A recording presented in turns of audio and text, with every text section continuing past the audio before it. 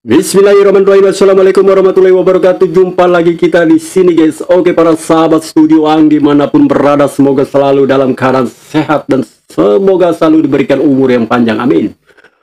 Oke, para sahabat, di tengah harga emas yang lagi melambung tinggi, wow, tentunya pastinya ya kan sangat beruntung bagi orang-orang yang mempunyai saham emas, guys. Wow, karena harganya lagi melambung tinggi, guys, dan tentunya kesempatan bagi orang yang mempunyai emas yang banyak untuk menjualnya karena keuntungan dari harga jualnya sangat wow, sangat menggoda, guys. Dan gue denger hari ini sudah mau mencapai 2 jutaan, guys. Wow, guys. Aduh, coba kalau gue punya emas yang banyak ini, aduh. Sayangnya hidup gue masih sangat begitu memprihatinkan, guys. Iya kan? Iyalah, ya Allah. Tapi gue bersyukur, alhamdulillah lah, ya kan, udah bisa makan, udah bisa tidur dengan nyenyak, udah bisa ya menyekolahkan anak, udah bisa ya bisa, walaupun hidup sederhana ya tetap kita bersyukur, guys. Walaupun saat ini lagi banyak orang ya kan menjual emas dengan harga yang begitu sangat tinggi. Wow. Oke, guys, ada berita yang lagi seru banget nih, guys. Wow, lagi-lagi, guys, lagi-lagi Pak Jokowi, lagi-lagi Pak Jokowi, lagi-lagi Pak Jokowi. Kenapa sih Pak lagi-lagi Bapak Jokowi? Aduh. Jadi ceritanya tuh begini, guys. Ceritanya tuh ya kan, ya, para penggugat ya kan, para penggugat ijazah asli atau palsunya ya kan, ijazahnya Pak Jokowi lah ya kan. Aduh, udah berapa tahun ya kan, guys, mereka ini, guys, aduh, nggak ada capek-capeknya, guys. Udah pada bangkotan ya kan, udah pada tua ya kan, udah pada punya cucu ya kan, masih sibuk aja gitu kan, guys ya kan, masih sibuk aja mengganggu privasi orang lain, guys ya kan. Mereka meminta kepada Bapak Jokowi ya kan, menuntut kepada Bapak Jokowi untuk menunjukkan ijazah aslinya, bangkotan.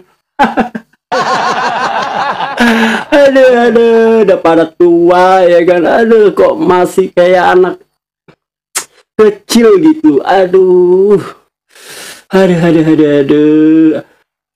Apa kewenangan kalian, apa haknya kalian nih kan minta ditunjukkan ijazah Pak Jokowi yang asli ke publik?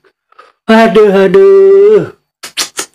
Ini rombongannya Bapak Amin Rais, Bapak Egy Sujana, Roy Suryo, Dokter Tipa, ya kan, dan yang lain-lainnya itu kan, guys, segelintir orang itu, guys, ya kan, yang masih detik ini, yang masih sangat saat ini masih sangat begitu membenci Bapak Jokowi, guys, ya kan. Pokoknya kayak sepertinya mereka itu, ya kan, kalau Bapak Jokowi hidupnya belum hancur, mereka itu sepertinya tidak akan mau berhenti, guys. Aduh. Tapi ya kita harus kasih support, guys ya kan, kita harus kasih tepuk tangan buat mereka, kita kasih semangat buat mereka ya kan, guys ya, tentunya pastinya, guys ya kan, kita kasih semangat buat mereka sampai mereka pakai baju oranye, yes. Aduh, tampaknya ya kan bapak-bapak penggugat ini yang pernah merasakan jeruji besi, guys, tampaknya ingin lagi kembali. Tampaknya ingin kembali, guys. Ingin gitu. Tampaknya ingin, gue jadi berapa kali ngulang ini, guys. Aduh. Tampaknya mereka ingin merasakan kembali, ya kan? Aduh, rasanya jeruji besi. Aduh, kemarin itu ya kan, Universitas Gajah Mada digeruduk, guys, sama Roy Suryo, ya kan. Aduh, sama dokter Tipa dan yang lain-lainnya gitu guys. Aduh, ya walau hasilnya mengecewakan bagi mereka ya kan, tapi mereka tetap maju guys, ya kan. Aduh, dan tetap bersemangat untuk cuap-cuap ke publik ya kan, terus ya kan memfitnah, terus membuat gaduh ya kan. Aduh, ampun Roy Suryo. Ini orang penyakitnya apa sih guys? Aduh, gue lihat ya kan beberapa kali lah, sekian kali gue lihat begitu semangatnya dia itu, aduh, apa namanya, menggugat Jokowi. Aduh, Roy Suryo ahli apa sih guys ya? Ahli tele apa tele guys? Telematika. Aduh. Oke guys, kita akan simak saja video berikut ini. Check it out. Jadi tadi yang bisa masuk itu hanya 3 orang. Saya, Dr. Resmond, dan juga Dr. Tifa. Memang pada saat kami masuk ke dalam, terus terang kami kaget, ya, karena kami hanya diterima 5 dan kemudian akhirnya hanya 3, dan di dalam itu ada 16 orang. Ya, gitu, 16 orang, gitu. Jadi ada 2 warek, 2 wakil rektor, Pak Sigit, kemudian ada juga yang namanya Pak Profesor San, siapa itu, San itu, terus ada termasuk Pak Frono Jiwo dan kawan-kawan, itu ada sekitar 10 orang, dulu katanya kawan seangkatannya Jokowi. Nah, yang jelas begini, pertemuan memang berlangsung cukup singkat dan sempat timbul eskalasi yang agak sempat meninggi. Ini terus terang saja, hampir saja kami walk out, hampir saja, ya gitu, karena agak meninggi dan kemudian karena timbul sedikit aksentuasi yang cukup tinggi. Tapi alhamdulillah, kenapa, Mas? Ya kenapa? Meningginya kenapa? Meningginya ya karena ada saut-sautan debat gitu ya gitu. Tapi ya nggak apa-apa lah, itu biasa. Tapi intinya begini, kami akhirnya tadi pengen lihat skripsinya Pak Jokowi yang asli, ya gitu. Sempat ada yang tadi ditanyakan, sempat ada yang menjawab tadi dari sekretaris UGM, oh itu kan melanggar undang-undang keterbukaan informasi. Saya bilang, yang bikin undang-undang keterbukaan informasi yang mengesahkan di DPR itu saya, kan gitu. Ya gitu. Jadi undang-undang 14 tahun 2008 itu membolehkan setiap orang itu untuk melihat skripsi karya orang lain. Itu nggak boleh dilarang. Akhirnya kemudian tadi ditunjukkan, dan kita ditunjukkan memang benar apa yang sudah disampaikan oleh Dr. Ismail Bafeng. Yang jelas skripsinya Jokowi itu memang ada perbedaan ketikan, ya gitu, antara ketikan batang tubuh itu diketik dengan mesin ketik biasa, dan di depan itu dengan cetakan yang cetakannya itu tidak pada zamannya, ya gitu. Dan pada lembar pengesahan itu tidak tata tanggal, ya, tidak ada lembar pengesahan dari dosen pengujinya. Meskipun dosen pengujinya bisa disebutkan tadi oleh kawan-kawannya, tapi faktanya nggak ada. Tadi kita juga sempat diberitahu, karena kita tanyakan lokasi KKN-nya ada di mana Jokowi itu. Tadi dikatakan di satu tempat, tapi kita nanti akan cross check juga, ya, apakah itu benar, karena kan itu foto-fotonya, kemudian buktinya semuanya ada nggak gitu. Tapi yang jelas terus terang, kami masih kaget. UGM yang konon mendapatkan predikat ranking 2 untuk undang-undang keterbukaan informasi, ketika kami datang, skripsinya saja belum disiapkan tadi. Jadi harus diambilkan dulu gitu ya. Jadi kan padahal kan waktunya kan hanya singkat gitu. Jadi ya apa ya, hal-hal itu kan kita cukup menyayangkan. Memang kita tidak bisa lihat ijazah asli. Karena ijazah asli memang tidak disimpan di kampus gitu ya. Ijazah asli insya Allah besok akan dilihat oleh teman-teman yang bergerak ke Solo. Ya gitu. Saya memang tidak bergerak ke Solo besok karena saya harus pulang ke Jakarta. Tapi moga-moga besok bisa diperlihatkan. Memang ada hal yang kami kaget. Ya, karena UGM juga tadi menawarkan, kalau gitu ya kita pengadilan saja. Aduh, ini saya bilang, kita sesama keluarga besar UGM, sebaiknya kita kedepankan silaturahmi. Apalagi kita datang itu kan dalam rangka syawalan, halal bihalal gitu kan. Tapi intinya beginilah, saya melihat bahwa UGM memang tadi disarankan oleh Dr. Tifa, jangan kemudian mau jadi tameng atau bemper yang itu malah melemahkan UGM sendiri. UGM harus berani berdiri di atas kakinya. Ya, kalau katakan ya, jangan kemudian tadi itu tanpa awalnya agak sedikit membela-bela, itu zaman dulu itu nggak ada gini, nggak usah. Ya udah, kalau memang nggak ada tanda tangannya, katakan nggak ada tanda tangan. Dan faktanya sekali lagi saya sampaikan, dan tadi alhamdulillah saya sempat memotret saya pegang langsung karena dulu saya pernah datang dan tidak diperbolehkan. Alhamdulillah Dr. Resmond pernah datang dan boleh memotret. Tadi Dr. Resmond memotret lagi. Di dalam skripsi itu memang tidak ada tanggalnya, tidak ada lembar pengesahan, dan tidak ada nama orang yang disebut-sebut sebagai Kasmujo. Itu nggak ada di situ.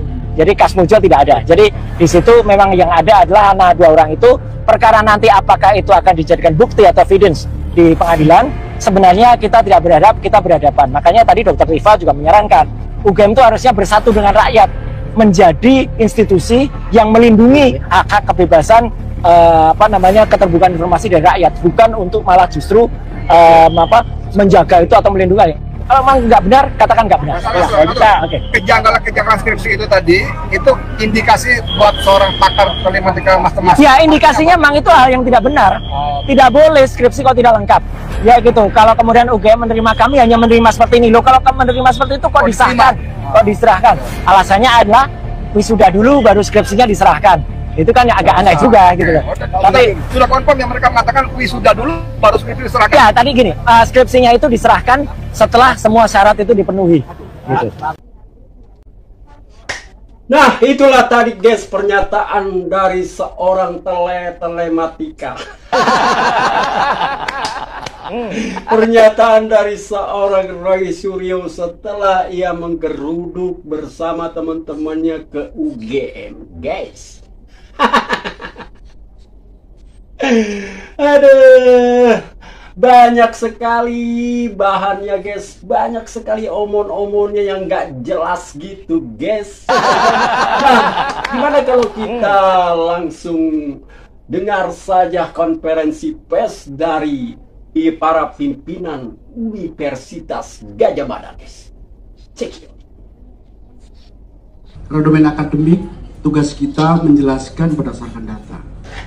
Bahwa seseorang yang memang tercatat, yang itu memenuhi prosedur berdasarkan Tridharma, berdasarkan dokumen yang ada, seperti yang dijelaskan oleh Ibu Wening, memang itu kenyataannya. Di luar itu bukan domain kami, dan spekulasi atas itu semua sebetulnya membuat kita berlarut-larut. Atas dasar itu kami mohon dengan hormat, tadi juga alumni juga, kebetulan tiga yang bertanya itu juga alumni gitu. Dan saya percaya pertaruhan kita pada integritas. Integritas dalam arti publik juga melihat dan publik menyoroti atas itu. Dan kami tidak ingin juga berspekulasi lebih jauh. Jadi domain kami itu, dan kami meyakini juga di dalam proses ini kita bisa berdiskusi lebih jauh, lebih dalam. Dan kami membuka diri atas itu semua. Dan tentu Universitas Gadjah Mada selalu berpegang teguh pada prinsip integritas itu.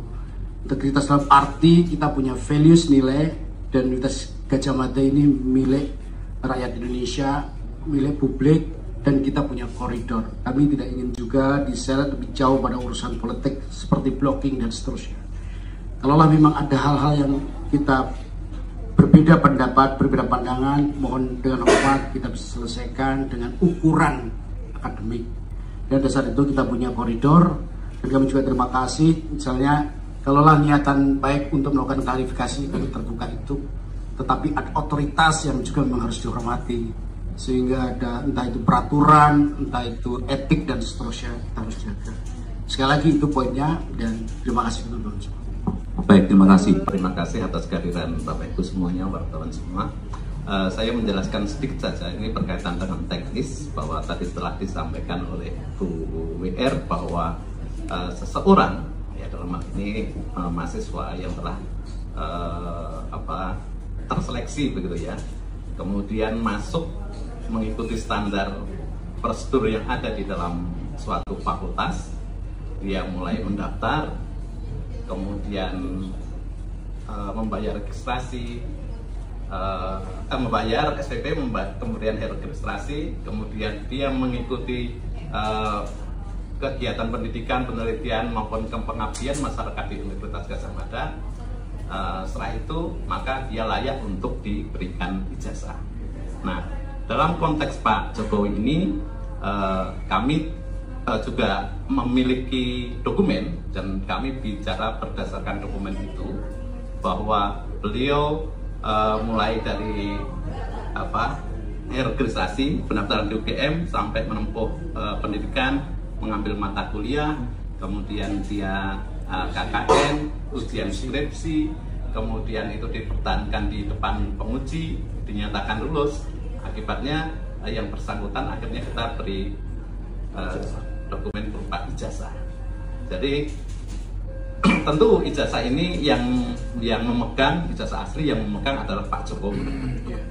Ya, jadi kami hanya memegang kopiannya saja. Kalau skripsi asli, karena dalam proses pembuatan skripsi itu ada skripsi yang dikopi menjadi beberapa eksemplar begitu ya. Yang ditinggal ke kami ada beberapa, kemudian yang dibawa mahasiswa juga ada. Jadi kami katakan bahwa skripsi yang diserahkan ke kami itu adalah skripsi asli. Kalau ijazah aslinya di mana? Ijazah aslinya ada di Pak Jokowi. Kami tunjukkan tadi juga Ya. Skripsi. Sehingga nanti kalau ada proses lanjutan, terutama di pengadilan misalkan, kami akan bawa bukti-bukti. Kami tidak bisa melayani satu persatu. Yang akan kita layani adalah yang nantinya sudah masuk ke ranah pengadilan gitu ya, Bu BR. Mungkin itu tambahan dari saya. orang tadi itu kapasitas sebagai apa? Kami kan harus jelas ketika memberikan dokumen, apalagi ini sudah menjadi polemik ya di ranah publik begitu.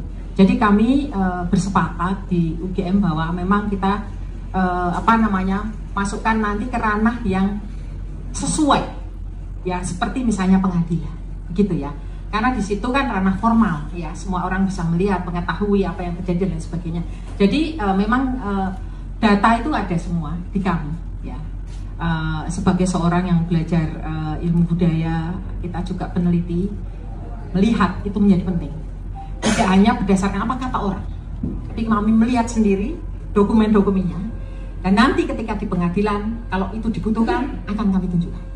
Ya seperti itu Mas ya. Memang ya ada usaha ini meminta kami untuk minta macam-macam begitu ya. Tapi kami sudah menunjukkan kok tadi skripsi, karena kan yang memang skripsi ini ya yang diminta untuk tunjukkan, karena kan katanya kesulitan untuk mendapatkan mengakses skripsi tersebut. Kami tunjukkan tadi, sudah kami tunjukkan. Foto-foto ketika wisuda itu juga sudah kami tunjukkan. Skripsi pembanding. Dan ada juga skripsi pembanding dari teman, kami tunjukkan satu, meskipun kami teman-temannya itu bawa semua sebetulnya, tadi yang datang itu skripsinya bawa semua gitu ya, tapi kami tunjukkan satu gitu. Ada berapa Prof yang datang teman-teman?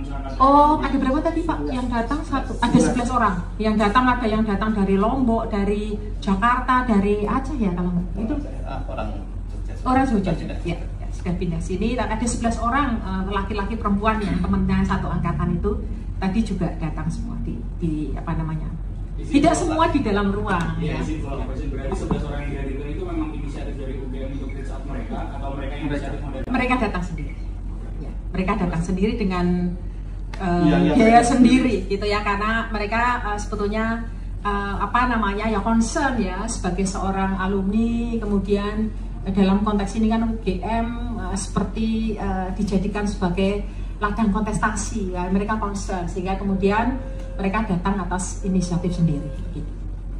Baik, ada lagi? Nah, itulah tadi guys penjelasan dari para pemimpin di UGM guys. Tadi kan kata Bapak Roy Suryo setelah menemui mereka ya kan, ada aja yang Roy Suryo katakan ke publik ya kan, katanya tulisannya inilah beginilah ya kan, ya begitulah begonolah. Aduh Bapak Roy Suryo, kayaknya kayak Bapak Roy Suryo aja yang berpendidikan ya, kayaknya seperti Bapak Roy Suryo aja yang punya ilmu ya. Mereka ini adalah para pemimpin di Universitas Gajah Mada. Roy Suryo telek. Telematika. Aduh. Oke guys, pada poinnya dari para pemimpin di UGM ini guys, mereka siap memberikan bukti-bukti apabila ya kan di pengadilan ya kan ada permintaan dari hakim untuk meminta bukti dari UGM.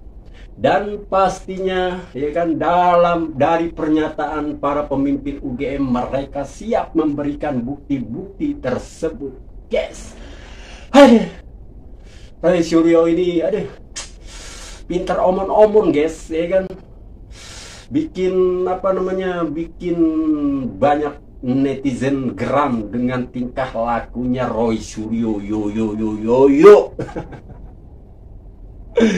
Oke guys, yang satu ini kita akan mendengarkan ya kan dari seorang mantan jagoan, guys. Bukan mantan jagoan sih, guys, ya kan. Kalau jagoan dia masih jagoan, guys, ya kan. Dia adalah seorang mantan preman, guys. Preman yang dahulu kalah orang yang paling ditakuti, guys. Ya kan, tentunya kalian juga nih, ya kan, sepertinya ya kan lagi menebak-nebak ya kan siapa ya kan mantan preman tersebut, guys.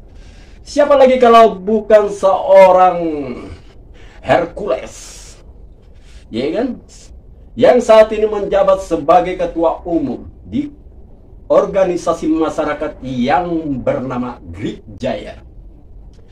Dan Hercules kebetulan kemarin itu dia mengunjungi Bapak Jokowi di kediamannya. Dan sebelum bertemu dengan Bapak Jokowi, tentunya Bapak Hercules digeruduk, guys. Wow, oleh siapa, guys, digeruduk?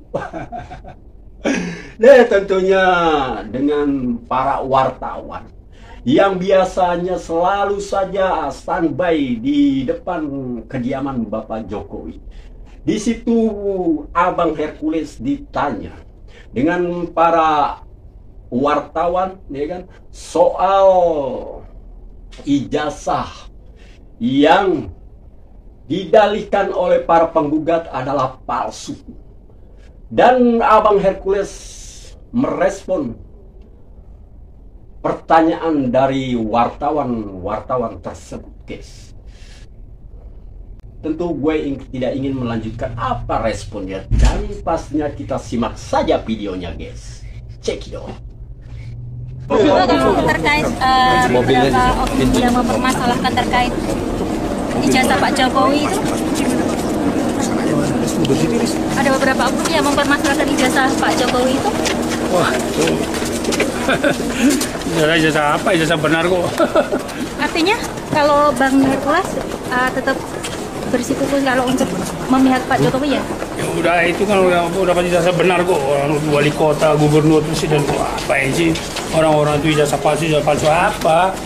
Ya, ijazah palsu nggak mungkin lah jadi wali kota, dari gubernur jadi presiden gitu lah. Jadi nggak usah kita cari-cari masalah untuk bikin sensasi, bikin gaduh-gaduh gitulah. Intinya ijazah itu mulai dari wali kota Solo, berarti pakai ijazah kan? Habis wali kota Solo, gubernur DKI, kan pakai ijazah kan? Habis gubernur DKI, gubernur, kan pakai ijazah kan? Kok sekarang baru ributin palsu, kepalanya yang palsu gitu. Besok mau ke sini banyak itu seperti apa? Besok kan mau bentuk tim mereka. Negara ini negara hukum. Apa ada pendampingan dari? Oke guys, itulah tadi respon dari seorang abangku Hercules yang ditanya oleh beberapa wartawan perihal ijazah Jokowi yang digugat, yang didalihkan ijazahnya palsu.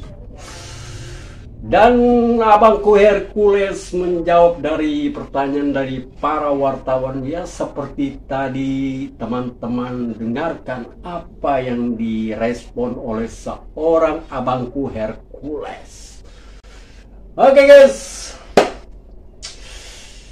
sampai di sini dulu jumpa kita, dan pastinya kita akan jumpa lagi di video-video selanjutnya. Jangan lupa bagi yang suka video ini untuk di like dan di komen dan di share dan di subscribe. Oke guys, terima kasih banyak atas support dan dukungan kalian atas channel ini, dan semoga kalian teman-temanku ya kan, semoga selalu dalam keadaan sehat dan diberikan umur yang panjang. Amin ya robbal alamin. Assalamualaikum warahmatullahi wabarakatuh. Bye bye.